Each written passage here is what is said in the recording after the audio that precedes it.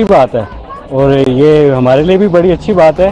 और इंडिया वालों से मैं यही कहूँगा कि आप JF-17 को भी टक्कर दें तो आपका पता चलेगा। आपको लगता है कि ये उससे भी मतलब अच्छा माना जा रहा है? तेजस एक ऐसा फाइटर जेट जिसने दुनिया में धमाल मचा दिया। मलेशिया के साथ लगभग डील फाइनल है और टॉप कंटेंडर सबके सामने उभर के आया है। तेजस तैयारा लड़ाका तैयारा है, खासा एडवांस है और इसकी जो स्पीड है उसके हवाले से कहा जाता है कि ये बहुत तेज है। वो तो कह रहे हैं कि जंग के लिए भी पाकिस्तानी कौम को तैयार होना पड़ेगा, तो क्या हम लोग तैयार हैं?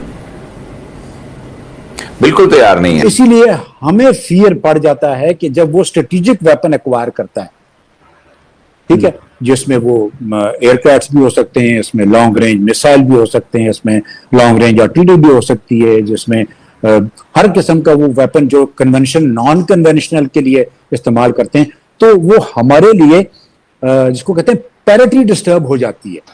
यानी कि भारत ने ही इसको मैन्युफैक्चर किया है।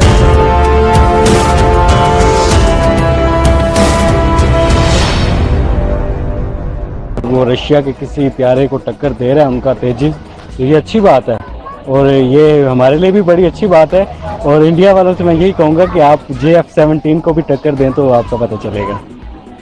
आपको लगता है कि ये उससे भी मतलब अच्छा माना जा रहा है? एज अ पाकिस्तानी मैं समझता हूँ कि JF-17 बेहतर है उनसे। अगर देखें जो ग्राउंड में जो मैदान में आके परफॉर्म करता है ना, माना वही जाता है। अगर आप टेक्नोलॉजी के हवाले से बात करेंगे तो टेक्नोलॉजी में अगर इंडिया आगे जा रहा है तो बड़ी अच्छी बात है, लेकिन प्यारे बनाने से, बॉम्ब गोलियां बनाने से बेहतर है जैसे इंडिया ने अभी चांद पे जाने वाला जो मिशन था वैसे और मिशन बनाए तो हमें भी खुशी होगी। सैटेलाइट मिशन बनाए, ठीक है, इस टाइप की टेक्नोलॉजी बनाएं जिससे आम आवाम को भी फ़ायदा होगा, ठीक है। और अपने डिफेंस को बेहतर करने से बेहतर है कि आप अपनी जो आवाम को जिन चीज़ों से फ़ायदा होता है, मैं पाकिस्तान और इंडिया की गवर्नमेंट से यही कहूँगा उन चीज़ों पे काम करें जिससे आवाम को, आम लोगों को फ़ायदा हो। इंडिया आज की डेट पे अपने वेपन्स खुद बना रहा है, क्या कहेंगे उनकी डेडिकेशन? बहुत अच्छी बात है। अगर आप को बाहर से खरीदनी एक चीज़ नहीं पड़ रही तो ये बड़े एजाज़ की बात होती है किसी भी मुल्क के लिए। ये इंडियंस के लिए बड़ी अच्छी चीज़ है कि वो कोई भी चीज़ है वो उस पर काम कर रहे हैं, वो अपने इंजीनियर्स प्रोड्यूस जैसे कर रहे हैं, ठीक है, वो अपनी होम मेड चीज़ों पे ज़्यादा बिलीव कर रहे हैं, तो ये बड़ी अच्छी बात है। तेजस तैयारा इसके हवाले से मैं आपको बताऊं कि 1980s में इसकी तैयारी जो है उसका उसके ऊपर काम शुरू हुआ था। लड़ाका तैयारा है, खासा एडवांस है और इसकी जो स्पीड है उसके हवाले से कहा जाता है कि ये बहुत तेज़ है। हिंदुस्तान एरोनॉटिकल लिमिटेड उसने बनाया है, जो भारतीय अपनी टोटल यानी कि भारत ने ही इसको मैन्युफैक्चर किया है। तेजस का जो नाम है ये अटल बिहारी वाजपेयी जो साबिक वज़ीर आज़म उन्होंने रखा था और ये संस्कृत का वर्ड है, इसका मतलब है ताकतवर। इसमें हवा से हवा में और हवा से ज़मीन पे मार करने वाले मिसाइल वो नस्ब हैं, ये दाग सकता है, इसकी सलाहियत रखता है, रॉकेट्स कैरी कर सकता है। अब तक जो है वो तकरीबन 3500 उड़ाने भर चुका है ये तैयारा। इसकी जो मैक्सिमम हाइट ये जहाज गेन कर सकता है वो है 52,000 फुट। इसकी बुलंदी को जो है वो ये इजीली अटेन कर सकता है। तेजस एक ऐसा फाइटर जेट जिसने दुनिया में धमाल मचा दिया। हमसे फिलीपींस खरीदना चाह रहा है, मलेशिया के साथ लगभग डील फाइनल है और टॉप कंटेंडर सबके सामने उभर के आया है। अभी गवर्नमेंट ऑफ इंडिया या जैसे बोले डिफेंस प्रोडक्शन, उन्होंने $5 बिलियन पर ईयर का टारगेट लिया है हमारे डिफेंस प्रोडक्शन के लिए बाय 2025। मतलब 3 साल बाद $5 बिलियन कमा रहे होंगे हम सिर्फ अपने डिफेंस प्रोडक्शन को एक्सपोर्ट करके। तेजस किस तरीके का प्लेन है और तेजस कैसा प्लेन है, उसी पे बात करने के लिए, यानी कि तेजस को क्यों पूरी दुनिया बाकी प्लेन्स के ऊपर रख रही है। सर ये तेजस अपनी सामने बाकी प्लेन्स को डिफीट कैसे कर पा रहा है? क्या मतलब पाकिस्तान को उम्मीद थी कि JF-17 निकाल जाएगा लेकिन निकाल तो नहीं पाया। क्या ऐसा है इसमें जो कि बाकी सारे फेल हो जाते हैं इसके सामने?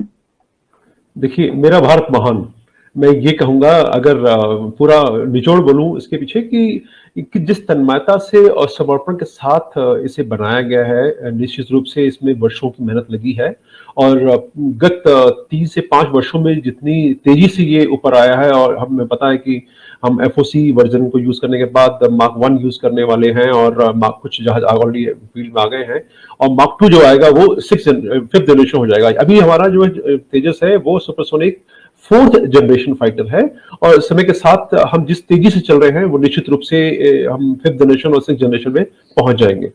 अब महत्वपूर्ण क्या है कि वर्ल्ड मार्केट में जहां रशिया और यूक्रेन के बीच में जो तनाव है इतना लंबा खिंचा चला गया है, और इसके समाप्त होने के कोई आसार नजर नहीं आते हैं, और जैसा कि आप लोगों ने खबरों में सुना भी होगा कि जो रशिया के पूर्व प्रधानमंत्री थे, इन्होंने कहा कि शायद ये युद्ध साल 1.5 साल और हो सकता है कि 2 साल तक खिंच जाए। हम कहते हैं पाकिस्तान इंडिया की आर्म रेस, अमेरिका आर्म्स की जो इन्हांसमेंट कर रहा है, जो उनको प्रोवाइड कर रहा है, जो उनकी कैपेबिलिटीज कैपेसिटी को इंक्रीज कर रहा है, वो पाकिस्तान के बजाय चाइना के लिए कर रहा है, ताकि चाइना का एक काउंटर वेट इस रीजन में मौजूद रहे और China out of the proportion उनके हिसाब से ग्रो ना कर जाए और उसको इंडिया चैलेंज कर सके। अच्छा, अब यहां पर जब वो इंडिया आर्म होता है तो हम लोगों के लिए फिर ये बन जाता है कि हमारा सेक्टर तो इंडिया के साथ बहुत बड़ा है। अगर हम नीचे थर से शुरू करते हैं और ऊपर सियाचिन तक जाते हैं तो ये सारे का सारा बॉर्डर हमारा इंडिया के साथ है, जबकि इंडिया चाइना के साथ बड़ा छोटा सा बॉर्डर है। ठीक है, इसीलिए हमें फियर पड़ जाता है कि जब वो स्ट्रेटेजिक वेपन एक्वायर करता है, ठीक है, जिसमें वो एयरक्राफ्ट भी हो सकते हैं, इसमें लॉन्ग रेंज मिसाइल भी हो सकते हैं, इसमें लॉन्ग रेंज आर्टिलरी भी हो सकती है, जिसमें हर किस्म का वो वेपन जो नॉन कन्वेंशनल के लिए इस्तेमाल करते हैं, तो वो हमारे लिए जिसको कहते हैं पैरिटी डिस्टर्ब हो जाती है।